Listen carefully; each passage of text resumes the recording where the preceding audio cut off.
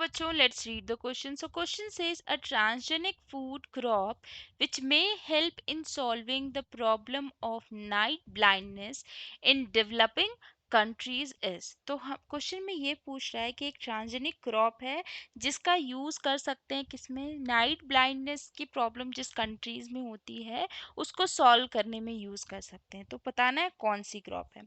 तो वो क्रॉप होती है बच्चा गोल्डन राइस। वो क्रॉप गोल्डन राइस है, पर क्यों है, नाइट ब्लाइंडनेस जो डिजीज होती है वो आई की डिजीज है। ये डिजीज आई रिलेटेड डिजीज है। तो आई रिलेटेड कोई भी डिजीज होती है तो इसका मतलब है आई में विटामिन ए की कमी होती है। आई में विटामिन ए की कमी है तभी ये डिजीज होती है। तो जिस जिस कंट्री में विटामिन ए की कमी होती है या फिर जिन जिन पर्सन में विटामिन ए की कमी बहुत ज़्यादा हो जाती है उसकी वजह से ये डिजीज होती है नाइट ब्लाइंडनेस। तो एक ट्रांसजेनिक फूड क्रॉप बनाया गया था गोल्डन राइस। ये ट्रांसजेनिक फूड क्रॉप में क्या होता था कि जो राइस होता है उसके में एक डिजायरेबल जीन डाली जाती थी। उस वो जो जीन होती थी वो इनकोड करती थी एक स्पेसिफिक प्रोटीन के लिए, बीटा कैरोटीनॉइड। जो बीटा कैरोटीनॉइड प्रोटीन था वो ये बीटा कैरोटीनॉइड प्रोटीन प्रिकर्सर होता है किसका, विटामिन ए का।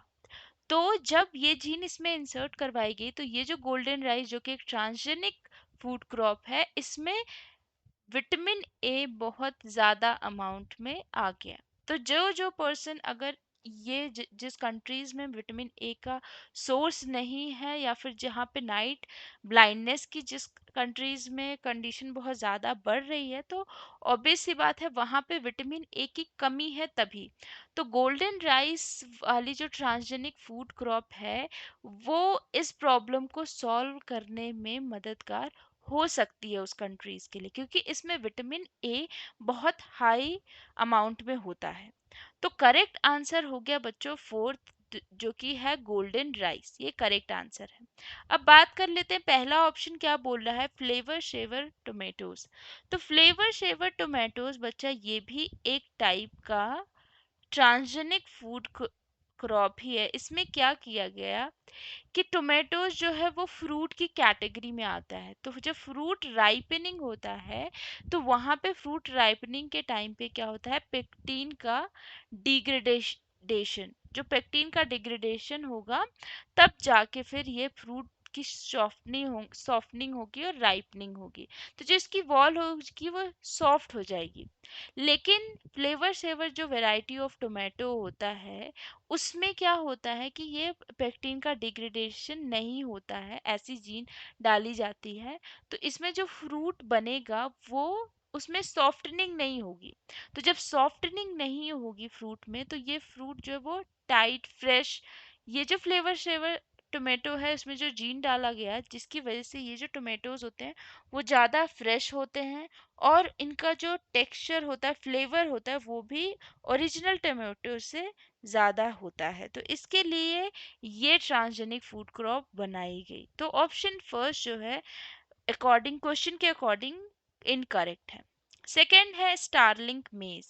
तो स्टारलिंक मेज भी एक ट्रांसजेनिक क्रॉप होता है जो कि ह्यूमन फूड के लिए नहीं होता है, ये इलीगल है ह्यूमन फूड के लिए। ये सिर्फ एनिमल्स को फीड कराने के लिए बनाया गया। क्यों बनाया गया कि एक स्पेसिफिक टाइप की जो है पेस्ट था जो अटैक कर रहा था कॉर्न पे, मेज पे, तो उसमें जीन इंसर्ट करवाई गई जो कि पेस्ट को किल कर देता है। तो ये एनिमल फीड के लिए ये स्पेसिफिकली ये क्रॉप बनाएगी, तो ये भी ऑप्शन इनकरेक्ट है। थर्ड है बीटी सोयाबीन। तो बीटी सोयाबीन जो ये भी एक ट्रांसजेनिक क्रॉप है, इसमें ऐसी जीन्स डाली गई जो बीटी टॉक्सिन बनाती है। ये बीटी टॉक्सिन क्या करता है, जो भी इंसेक्ट या पेस्ट सोयाबीन क्रॉप को अफेक्ट करता है, उसकी यील्ड को अफेक्ट करता है, उसको ये बीटी टॉक्सिन किल करती है। तो बीटी सोयाबीन वो ट्रांसजेनिक क्रॉप है जो कि पर्टिकुलर इंसेक्ट और पेस्ट पे बेस्ड है, उसके अकॉर्डिंग बनाई गई। तो ऑप्शन थर्ड भी इनकरेक्ट है। तो करेक्ट ऑप्शन कौन सा हो गया, करेक्ट आंसर ऑप्शन फोर्थ।